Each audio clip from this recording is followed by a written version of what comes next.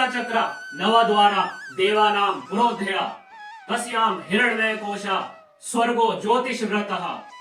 सहस्त्र वर्षों के रक्त रंजित संघर्ष के पश्चात हिंदुओं के तपस्या एवं बलिदान के परिणति के रूप में यह क्षण आया है कि हिंदुओं को अपने आराध्य प्रभु श्री राम की प्राण प्रतिष्ठा करने का अवसर प्राप्त हुआ है। बाबर ने जिस मस्जिद का निर्माण किया, उस मस्जिद के निर्माण में काले रंग के पत्थर, जिसे हिंदू कसौटी कहते थे, उसी का उपयोग किया गया है। हमारे पास दिन कितने बचे? 15, 16, 17, सिर्फ 3 दिन बचते हैं। 3 दिनों में बाबर ने बाबरी मस्जिद का निर्माण कराया था। यह टिप्पणी जस्टिस सुधीर अग्रवाल की है। औरंगजेब ने हिंदुओं के 4 तीर्थ स्थलों को ध्वस्त करने का आदेश दिया था। वह 4 स्थल कौन से थे? आईने अकबरी में वर्णन है कि यह हिंदुओं का धार्मिक स्थल है। यहाँ पर चैत्र मास में महोत्सव भी होते हैं। फॉस्टर की पुस्तक 7 यूरोपीय यात्रियों का वर्णन करती है जो भारत आए थे अकबर एवं जहांगीर के काल में। उन्हीं में से एक यात्री थे विलियम फिंच। स्टीफन थिलर ने एक ऐसे स्थान जिसका नाम स्वर्गद्वारी था उसका वर्णन किया है। उन्होंने सीता रसोई का भी वर्णन किया है। सहस्त्र वर्षों के रक्त रंजित संघर्ष के पश्चात हिंदुओं के तपस्या एवं बलिदान के परिणति के रूप में यह क्षण आया है कि हिंदुओं को अपने आराध्य प्रभु श्री राम की प्राण प्रतिष्ठा करने का अवसर प्राप्त हुआ है। उनका देवालय निर्मित करने का अवसर प्राप्त हुआ है। हिंदुओं के लिए यह सभ्यताओं के संघर्ष में, क्लैश ऑफ सिविलाइजेशन में अभूतपूर्व विजय है। इसका श्रेय हर उस व्यक्ति को जाता है जिसने अपने जीवन का एक क्षण भी इस कार्य के लिए दान दिया है। ऐसे सहस्त्रों अंशदान की ही यह परिणति है कि पूर्व की बाबरी मस्जिद आज यथार्थ का राम मंदिर बनने जा रहा है। यह जानकर आपको और आश्चर्य हो सकता है कि जिसे बाबरी मस्जिद कहा जाता था, वह बाबरी मस्जिद का अस्तित्व कभी था ही नहीं। यह मेरा स्वयं निर्मित मत नहीं है। सुप्रीम कोर्ट ने अपने निर्णय में कई ऑब्जर्वेशंस की हैं। उन्हीं ऑब्जर्वेशंस में सुप्रीम कोर्ट के न्यायाधीशों ने यह संभावना जताई है कि न्यूनतम संभावना है कि बाबर ने राम मंदिर का विध्वंस कर वहां पर एक मस्जिद का निर्माण किया हो। उच्चतम न्यायालय को ऐसी ऑब्जर्वेशंस क्यों करनी पड़ी? क्योंकि मुस्लिम पक्ष का जो सुन्नी सेंट्रल वक्फ बोर्ड था, वह यह दावा कर रहे थे कि बाबर ने वहां पर मस्जिद का निर्माण किया था और उस समय से वहां पर नमाज प्रारंभ हो गई थी। उसके लिए उन्होंने कई दस्तावेज, कई तथ्य भी Allahabad high court, supreme court के समक्ष प्रस्तुत किए थे। मुस्लिम पक्ष की ओर से न्यायालय के समक्ष प्रस्तुत किए गए उन तथ्यों पे एक दृष्टि डालते हैं। सुन्नी सेंट्रल वक्फ बोर्ड ने जिन साक्ष्यों के आधार पर अपने केस की नींव रखी थी, वह थे 3 इंस्क्रिप्शन। मुस्लिम पक्ष का दावा था कि वह 3 शिलालेख बाबर ने जब बाबरी मस्जिद का निर्माण किया था उसके पश्चात वहां पर 3 शिलालेख गुदवाए थे, जिनमें से एक शिलालेख में तो कलमा ही पढ़ा गया था, 2 अन्य शिलालेख फारसी भाषा में थे। उन्हीं शिलालेखों में यह वर्णित था कि बाबर के आदेश पर ही बाबरी मस्जिद का निर्माण हुआ है एवं निर्माणकर्ता का नाम मीर बाकी अथवा मीर खान है। यह शिलालेख यथार्थ में नहीं है, परंतु मुस्लिम पक्ष ने कुछ पुस्तकों का सहारा लेकर यह प्रमाणित करने का प्रयास किया कि एक काल में यह शिलालेख हुआ करते थे। उनका दावा था कि यह शिलालेख 1934 में हुए हिंदू मुस्लिम दंगे में नष्ट हो गए थे। सर्वप्रथम उन्होंने सहायता ली एलियोस एंटोन फ्यूरर, जो एक जर्मन इंडोलॉजिस्ट थे। उन्होंने आर्कियोलॉजिकल सर्वे ऑफ इंडिया में भी कार्य किया। उनकी एक पुस्तक थी 1889 की, जिसमें उन्होंने वर्णित किया था उन 3 शिलालेखों का। फ्यूरर की पुस्तक में जो नाम था वह मीर बाकी नहीं, मीर खान था। जर्मन इंडोलॉजिस्ट फ्यूरर ने यह भी बताया है कि यहाँ पर भगवान राम का जन्म स्थान था और बाबर ने जिस मस्जिद का निर्माण किया, उस मस्जिद के निर्माण में काले रंग के पत्थर, जिसे हिंदू कसौटी कहते थे, उसी का उपयोग किया गया है। परंतु फ्यूरर ने बाबरी मस्जिद के निर्माण का जो समय काल दिया है वह है 1523 एडी अथवा 930 हिजरी। 1523 एडी में तो बाबर भारत भी नहीं आया था। 1526 में तो पानीपत का युद्ध हुआ है जिसमें बाबर ने इब्राहिम लोदी को पराजित किया था। इसी कारण से फ्यूरर की पुस्तक संदेहास्पद हो गई न्यायालय के समक्ष। सुन्नी सेंट्रल वक्फ बोर्ड ने आर्कियोलॉजिकल सर्वे ऑफ इंडिया के द्वारा 1965 में छपी एक पुस्तक को भी साक्ष्य के रूप में प्रस्तुत किया। उस पुस्तक के लेखक थे मौलवी अशरफ हुसैन। उस पुस्तक में स्वयं ये संदेह जताए गए थे कि जो फ्यूरर ने वर्णन किया है वह संदेहास्पद है, विशेषकर अगर हम समय काल की दृष्टि से देखें तो।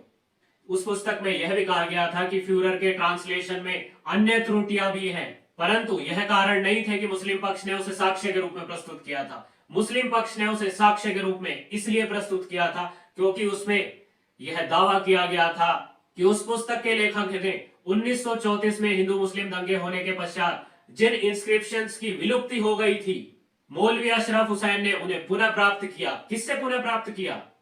एक व्यक्ति सैयद बदरुल हुसैन के द्वारा प्राप्त उन शिलालेखों के अनुसार मुस्लिम पक्ष यह कह रहा था कि जो समय सीमा में त्रुटि हुई थी वह समय काल था 1528 से 1529 का, एवं वह मीर खान नहीं मीर बाकी था। परंतु न्यायालय के समक्ष मुस्लिम पक्ष यह साबित नहीं कर पाया कि सैयद बदरुल हुसैन कौन है, उनकी गुणवत्ता क्या है, क्यों उनके द्वारा प्राप्त एक लेख को मान्यता दे दी जाए। इलाहाबाद हाई कोर्ट ने अपने निर्णय में यह उल्लेखित किया कि यदि वास्तविक शिलालेख नष्ट हो गए थे तो मौलवी अशरफ हुसैन ने यह सत्यापित कैसे किया कि जो इंस्क्रिप्शन उन्हें सैयद बदरुल हुसैन से प्राप्त हुए हैं वह ही सत्य है। सत्य तो तभी प्रमाणित हो सकता है कि जो व्यक्ति दोनों में समानताएं कर रहा है उसे दोनों का सत्य पता हो। यदि बाबर के वास्तविक शिलालेख मैंने देखे ही नहीं तो मैं यह कैसे कह सकता हूं कि जो सैयद बदरुल हुसैन ने दिए वह ही सत्य हैं, क्योंकि मौलवी अशरफ हुसैन की पुस्तक एएसआई द्वारा प्रकाशित थी। जस्टिस सुधीर अग्रवाल ने यह ऑब्जर्वेशंस भी की कि यह अत्यंत दुखद है कि ऐसी पुस्तक जिनमें अनेकों त्रुटियां हो वह एएसआई द्वारा प्रकाशित हो रही है। यहाँ पर सुप्रीम कोर्ट भी इलाहाबाद हाई कोर्ट की इस ऑब्जर्वेशन से सहमत है।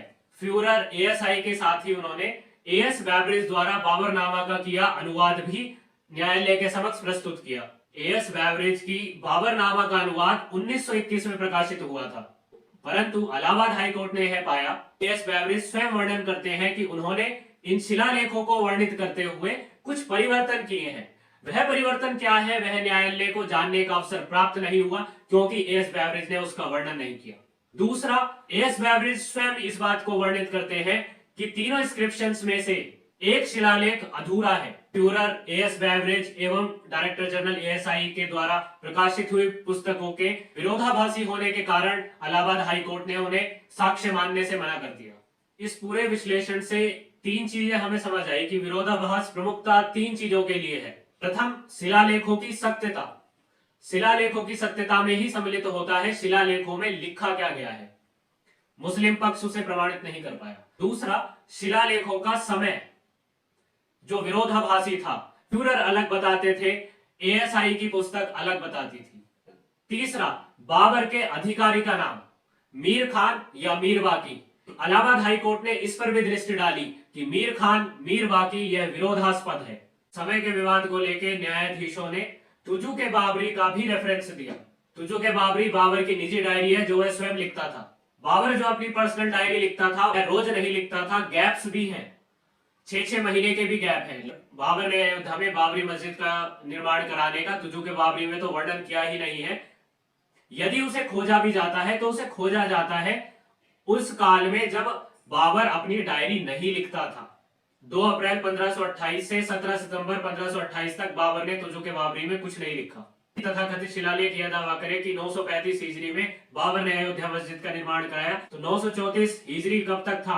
15 सितंबर तक था। तो हमारे पास दिन कितने बचे? 15, 16, 17, सिर्फ 3 दिन बचते हैं। 3 दिनों में बाबर ने बाबरी मस्जिद का निर्माण कराया था। यह टिप्पणी जस्टिस सुधीर अग्रवाल की है। इलाहाबाद हाई कोर्ट के न्यायाधीश जस्टिस सुधीर अग्रवाल ने यह भी कहा कि बाबरनामा में बाबर ने दिल्ली, आगरा, ग्वालियर एवं अन्य स्थानों पर बाबर ने निर्माण कार्य कराने का वर्णन किया है, परंतु अयोध्या में किसी निर्माण कार्य का वर्णन नहीं है। ना ही वर्णन है किसी निर्माण कार्य का, ना ही वर्णन है किसी धार्मिक स्थान के विध्वंस का। वर्णन तो है ही नहीं, अपितु बाबर के द्वारा विध्वंस एवं निर्माण कार्य के आदेश देने का भी वर्णन नहीं है। जस्टिस सुधीर अग्रवाल के इन ऑब्जर्वेशंस का उल्लेख सुप्रीम कोर्ट के निर्णय में भी है। बाबर ने मस्जिद का निर्माण कराया, वहां पे नमाज आरंभ हो गई, यह तथ्य तो न्यायालय के समक्ष मुस्लिम पक्ष ने दिए थे, जो सुप्रीम कोर्ट में अत्यंत स्वीकृति नहीं पा पाए। हिंदू पक्ष में राम जन्मभूमि पुनरुद्धार समिति के अधिवक्ता पीएन मिश्रा ने जिन तथ्यों को न्यायालय के समक्ष रखा था उन पर भी दृष्टि डालते हैं।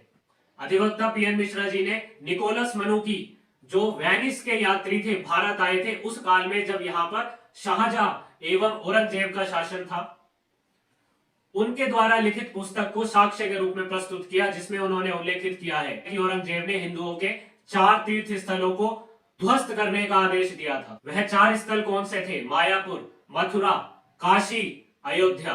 दूसरे साक्ष्य के रूप में प्रस्तुत की गई आईने अकबरी, जिसे अकबर के काल में अबुल फजल ने लिखा है।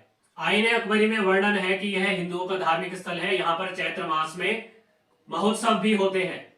एवं आईने अकबरी में ऐसा कोई वर्णन नहीं आता कि अयोध्या में अथवा उस समय के अवध प्रांत में कोई मस्जिद हो। सुप्रीम कोर्ट के समक्ष विलियम फोस्टर की एक पुस्तक को भी प्रस्तुत किया गया।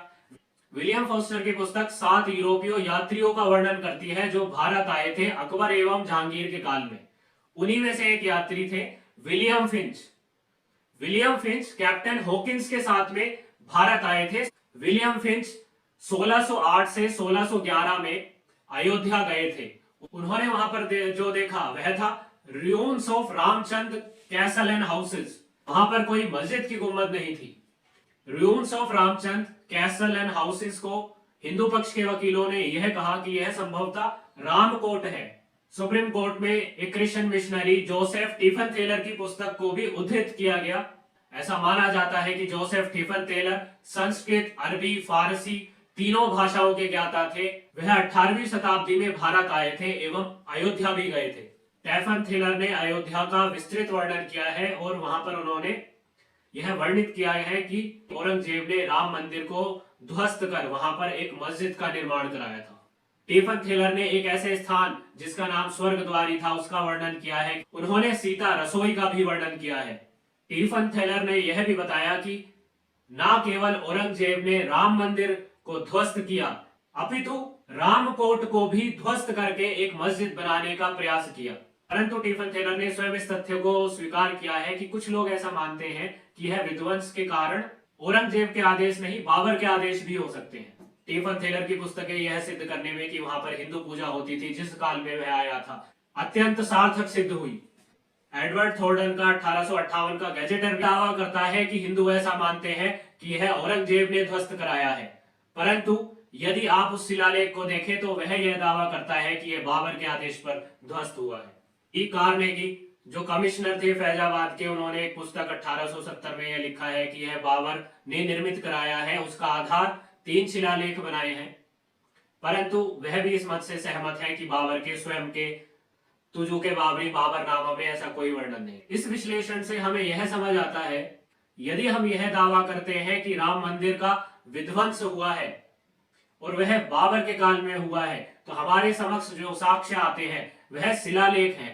शिलालेख अब नष्ट हो चुके हैं, उनकी कोई विशेष प्रामाणिकता नहीं बची है। तो ब्रिटिश काल के भी जो विदेशी यात्री हैं वह भी यह स्वीकार करते हैं कि जनश्रुति में तथा तथाकथित बाबरी मस्जिद के ढांचे पर गढ़ी हुई शिलालेखों में जो वर्णित है उसमें विरोधाभास है।